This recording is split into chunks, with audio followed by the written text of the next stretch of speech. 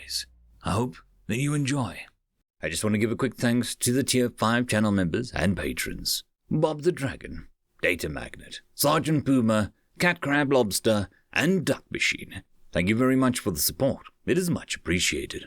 A Name for Humanity, written by elspawno. So, I've come to tell you a story of humans and the Great War.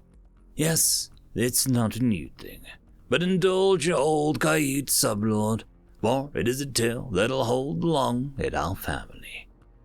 We call them humans, for that is the name that they have chosen for themselves. But I think it is a bad name. Kaiut, of course, means delicate ones, for we have always prided ourselves on our fair constitution and beautiful nature. The Satish, whom I'll speak more on, damn them to the abyss, called themselves that because it meant strength. In essence, every species has a name that also describes them in some fashion. Humans, meanwhile, means nothing as a description. But, as it so happens, there is a human word which describes them properly. It is a multi-purpose word that can mean baiting, grave insult, enthusiasm, or just plain insanity. Feck. And so, I've taken to calling them the Fecks, or more appropriately, the Fecked Up. Strangely, the humans I've met personally embrace the term. They find it some sort of bizarre amusement in it. Anyway, I'm rambling. Let's discuss where these beings came from. Earth, as everybody knows, is a death world. There are many such worlds in the galaxy, where a combination of high gravity and competitive evolution have resulted in entire ecosystems that would destroy any creature not adequately prepared by natural selection to survive there. Now, contrary to popular belief, sentient species evolve in death worlds all the time. Intelligence is one way creatures adapt to such environments. However, such sentient species invariably annihilate themselves before achieving the gravity drive and FTL travel. The competitive nature of Death World means that the one species reaches a nuclear age, it usually results in the Death World becoming a dead world. The galaxy is littered with them. Only compassionate and cooperative sentients had managed to survive long enough to discover a gravity drive. For the research and development for this technology consumes hundreds of thousands of cycles for most species. And so we were aware of the humans, but dismissed them as another species fated to destroy itself. The Satish used the worship of a deity they called the Laughing God, for they were convinced that the Creator, who was a god who invented the universe as some kind of joke that lesser species were just too damned primitive to get. I could almost believe that, for the humans discovered the gravity drive by accident. What are the odds, right? They'd been playing with spaceflight in their local system for some time, and we took little notice of this. Nobody had yet escaped their home system without a gravity drive, for otherwise energy requirements were prohibitive. But a group of human engineers playing around with some concepts they didn't fully understand. I'm told that humans often do this, even though the results are frequently deadly. Anyway, they nearly kill themselves in doing so, but they stumble upon a technology they should not have had access to for centuries. The Council of Sentience descended into absolute chaos.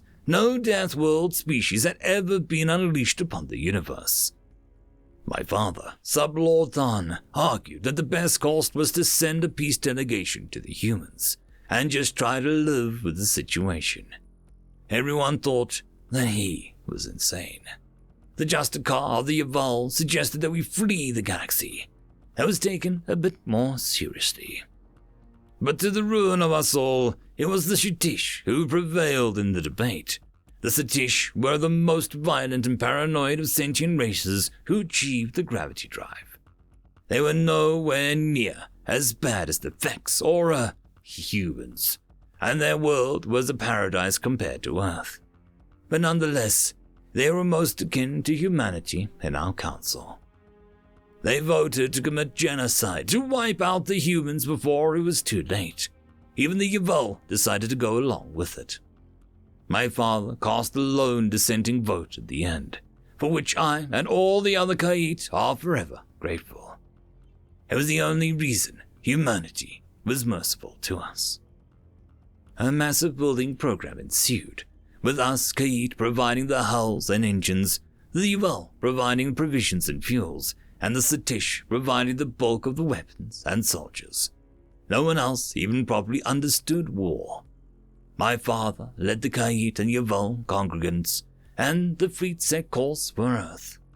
3 billion Satish warriors were in the cargo ships following the main body, and the Armada itself consisted of over 4,000 capital-class warships.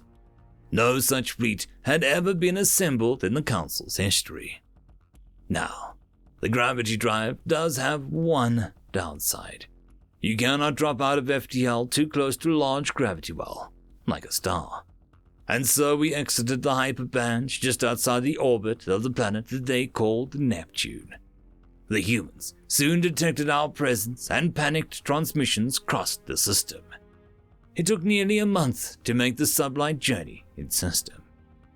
Sublord Than once said that we should have come with only a few warships, and maybe the humans would have taken by surprise, thinking us peaceful envoys.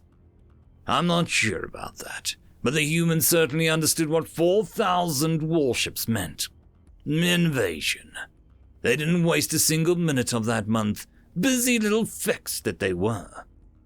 By the time we approached Earth, weapons, emplacements, and satellites ringed the system, and we were greeted by over 10,000 nuclear missiles.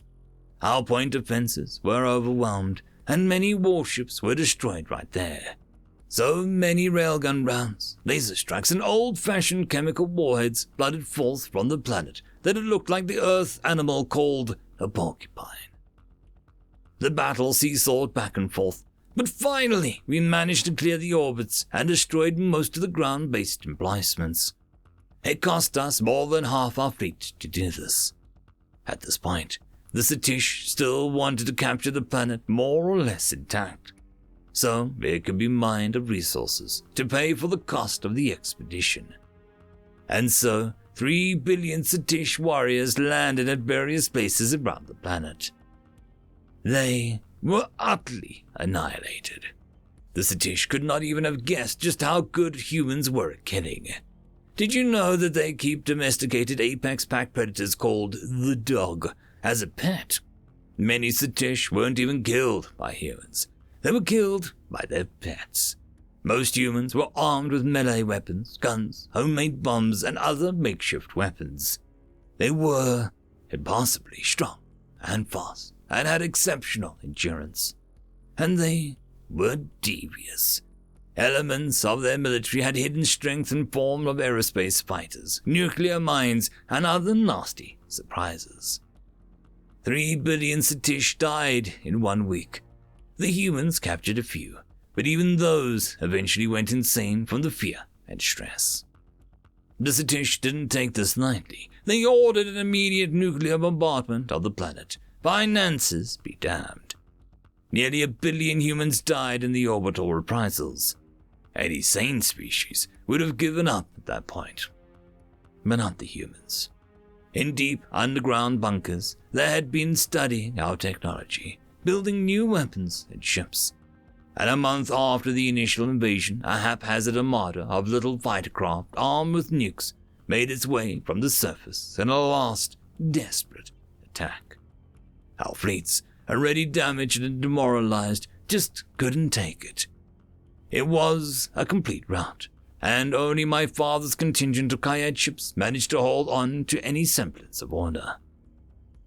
The cost of the expedition had indeed proven ruinous. The Council could not manage it again.